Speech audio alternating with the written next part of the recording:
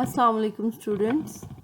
This is Understanding History Book 1, Chapter number 11, The Dawn of Islam, and Lesson number 8. It's your revision week and I'm your teacher Saima Iqbal. Learning objectives are: students will revise and understand the conditions before and after the dawn of Islam and about the golden era of Muslims. Subtopics which we are going to revise are the message of Islam, Arabia before Islam, the life of Holy Prophet Muhammad sallallahu alaihi wasallam, and Khulafai Rashidin 632 to 661.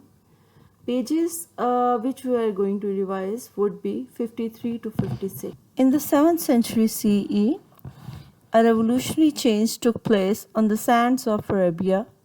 Hazrat Muhammad, peace be upon him, brought Islam, the religion revealed to him, which would spread rapidly in the world. The appeal of Islam lay in justice, tolerance, and equality for all human beings. Students, Islam united the warring tribes of Arabia who accepted Islam and its belief on the oneness of God, and made its followers exceptionally keen to take the message of Islam to other parts of the world. The Arab tribes accept Islam and then they spread this message to whole world. Within a century of the Holy Prophet's death, the Arabs had conquered a huge area of the ancient wealthy Persian Empire and the large part of the Eastern Roman Empire. The simplicity, practicality, and the values of Islamic faith attracted many people who accepted the religion in all of the countries that the Arabs and Muslims armies conquered on that time. So, Islam won the hearts of people on that time and people accepted Islam. The message of Islam lie in oneness of Allah, one God Allah, the prophethood of Hazrat Muhammad sallallahu alaihi wasallam, and Holy Quran as revealed to the Holy Prophet sallallahu alaihi wasallam are the teaching of Islam. The 5 pillars of Islam are Shahada, as you know, the belief in oneness of Allah, that there is no God but Allah, and belief in his prophet Hazrat Muhammad sallallahu alaihi wasallam, that he is the last prophet and no prophet would come after him. Salah, saying prayers 5 times a day, Saum, fasting in Ramzan, the poor tax zakat, and Hajj. It's a pilgrimage to Makkah once in a lifetime. Islam teaches equality of all humankind and justice and tolerance. This promotes brotherhood among all the Muslims who must care and promote the well-being of all their fellow Muslims and humankind. Hi there, I'm John Green. This is Crash Course World History, and today we're going to talk about Islam, which, like Christianity and Judaism, grew up on the east coast of the Mediterranean. But unlike Christianity and Judaism, it's not terribly well understood in the West. For instance, you probably know what this is and what this is. You probably don't know what that is. I think we don't know much about early Islamic history because we don't learn about it, because we're taught that our history is the story of Christianity in Europe, when in fact, our history is the story of people on the planet. So let's try to learn something. So in less than 200 years, Islam went from not existing to being the religious and political organizing principle of one of the largest empires in the world. And that story begins in the 7th century CE when the angel Gabriel appeared to Muhammad. Initially, this freaked Muhammad out, as, you know, it would, but then his wife and a couple other people encouraged him, and slowly he came to accept the mantle of prophet. A few things to know about the world Islam entered. First, Muhammad's society was intensely tribal. He was a member of the Quraysh tribe living in Mecca, and tribal tribal ties were extremely important. Also at the time, the Arabian Peninsula was like this crazy religious melting pot. Like most tribal Arabs worshipped gods very similar to the Mesopotamian gods you'll remember from episode 3. And by the time of Muhammad, cult statues of many of those gods had been collected in his hometown of Mecca in this temple-like structure called the Kaaba. But Arabia was also home to monotheisms like Christianity and Judaism and even a bit of Zoroastrianism, so the message that there was only one God wouldn't have been like as surprising to Muhammad as it was. And this will become very important. The northern part of Arabia was sandwiched between the Byzantine Empire and the Persian Sasanian Empire, and you'll remember those guys were always fighting. Muslims believe that God sent Muhammad as the final prophet to bring people back to the one true religion, which involves the worship of and submission to a single and all-powerful God. It says of the good person spends his substance, however much he himself may cherish it, upon his near of kin and the orphans and the needy and the wayfarer and the beggars, and for the freeing of human beings from bondage. These revelations also radically increase the rights of women and orphans, which is one of the reasons that Muhammad's tribal leaders weren't that psyched about them. To talk more about Islamic faith and practice, let's go to the thought bubble. The 5 pillars of Islam are the basic acts considered obligatory, at least by Sunni Muslims. First is the Shahada, or the profession of faith. There is no God but God, and Muhammad is God's prophet, which is sometimes translated as there is no God but Allah, and Muhammad is Allah's prophet, which tries to make Muslims sound other and ignores the fact that the Arabic word for God, whether you're Christian or Jewish or Muslim, is Allah. Second, Salah, or ritual prayer 5 times a day, at dawn, noon, afternoon, sunset, and late evening. Third, Psalm, the month-long fast during the month of Ramadan, in which Muslims do not eat or drink or smoke cigarettes during daylight hours. Since Ramadan is a lunar calendar month, it moves around the seasons, and obviously it's most fun during the winter, when the days are shorter, and least fun during the summer, when days are both long and hot. Fourth is Zakat, or almsgiving, in which non-poor Muslims are required to give a percentage of their income to the poor. And lastly, Hajj, the pilgrimage to Mecca that Muslims must try to fulfill at least once in their lives. Now we will discuss the conditions of Arabia before Islam. Though the Kaaba, house of Allah in Makkah, had been made by Hazrat Ibrahim and his son Hazrat Ismail Islam for Allah, the one true place had become a house of idols for the Meccan Arabs. People from surrounding areas came on pilgrimage to worship these idols. The place that was constructed, that was made for the worship of Allah, was converted into place of idols. Arabian people had sunk into an age of ignorance, or we can say into age of Jahiliyyah, where tribes constantly fighting with each other over minor matters. They worshipped idols, buried their newborn daughters. They buried their daughters alive and were steeped in superstitions. Hazrat Muhammad ﷺ brought the message of Islam based on belief in one God, Allah, and message of teachings of Quran, Holy Quran, as a way of life. Like we used to say, Islam and Quran both are complete code of life.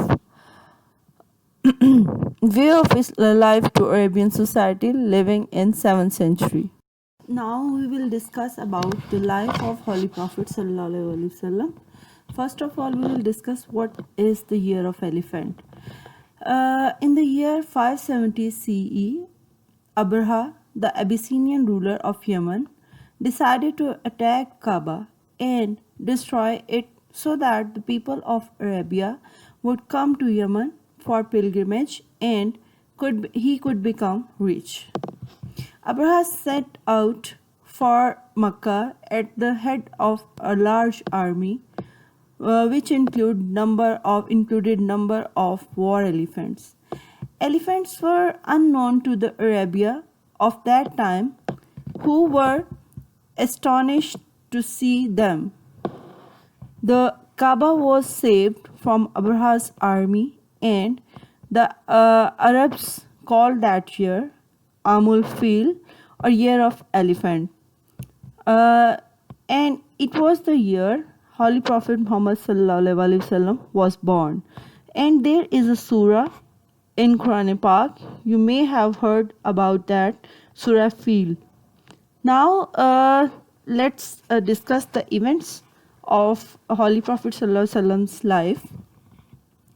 It was the year of elephant according to Arabic calendar when Hazrat Muhammad ﷺ was born in 570 CE in Mecca, Arabia. His father Abdullah died before he was born. When Hazrat Muhammad ﷺ was just 6 years old, his mother Amina also died. Now an orphan, he was taken care by his grandfather Abdul Muttalib, chief of Quraysh, a respected tribe of Mecca. The name chosen by Abdul Muttalib for his grandchild was Muhammad, the praiseworthy one. Hazrat Muhammad ﷺ grew up to be a thoughtful, caring youth and eventually earned the titles of Al-Amin, the trustworthy, and Al-Sadiq, the truthful, among the people of Mecca.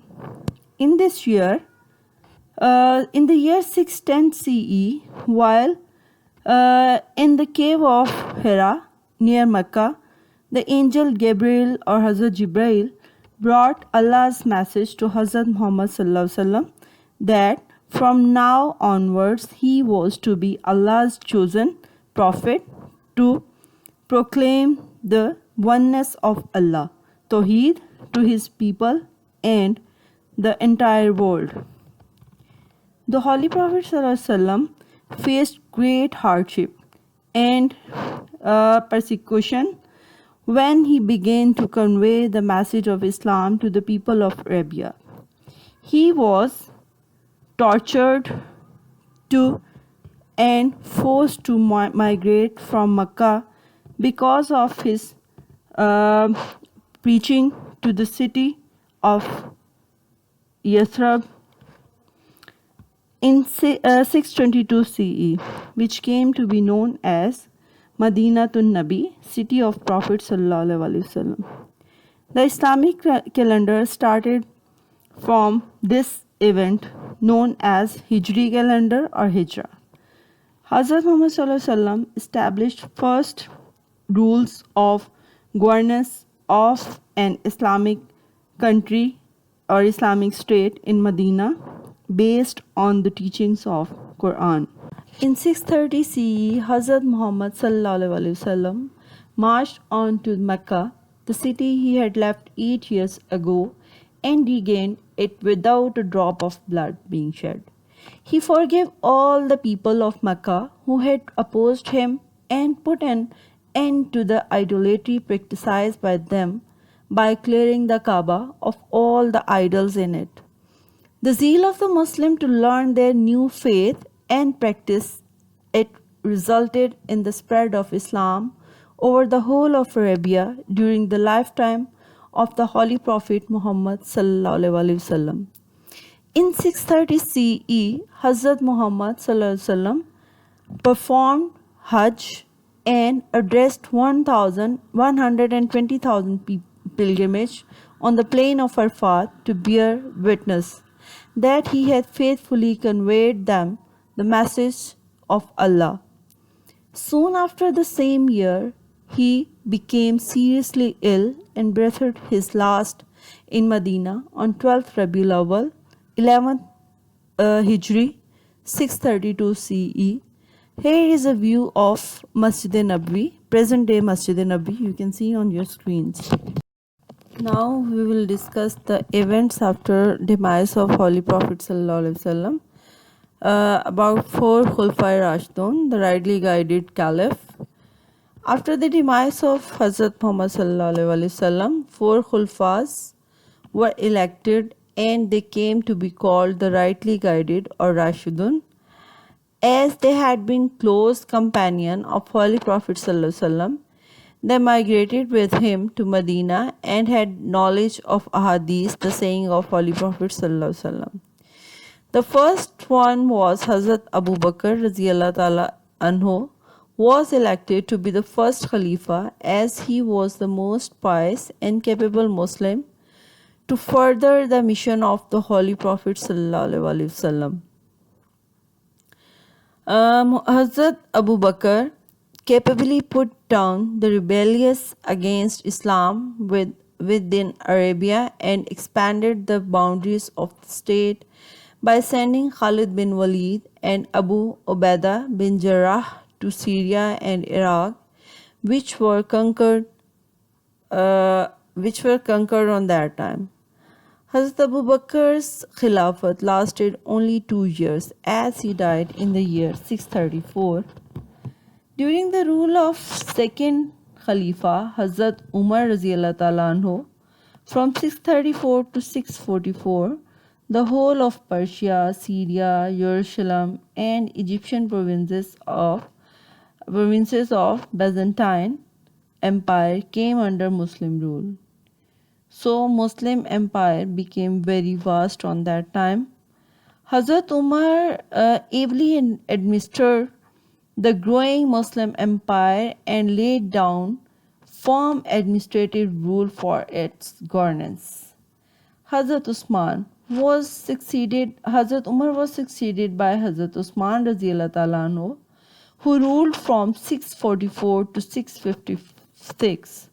He expanded the Muslim territories westward to North America and eastward towards Central Asia and the Indus Valley. It was during the time of Hazrat Usman the Holy Quran was compiled into standard version to be used in all parts of the growing Muslim empire. So the people can recite it with right pronunciation. Hazrat Ali was the fourth and last Khalifa, 654 to 661. He shifted his capital from Medina to Kufa in Iraq, which was more centrally located to govern the expanded empire. It means that empire was so expanded that he shifted his capital in the center of the empire. Hazrat Ali faced a lot of opposition from different factions. Faction mean groups or sects within his community and had to fight a number of battles. He was martyred by one of the rebelling factions that he had defeated in battle. With his death, the era of Khulafai Rashidun came to an end. The first four rightly guided caliph or Khulafai Rashidin had been elected to their posts, but after the death of Hazrat Ali, the Khilafat became hereditary when Amir Muawiyah founded the Umayyad dynasty and appointed his son Yazid as his successor. So, dear students, at the end of lesson, here's your assignment. A worksheet is attached with your video. Find that worksheet and solve it.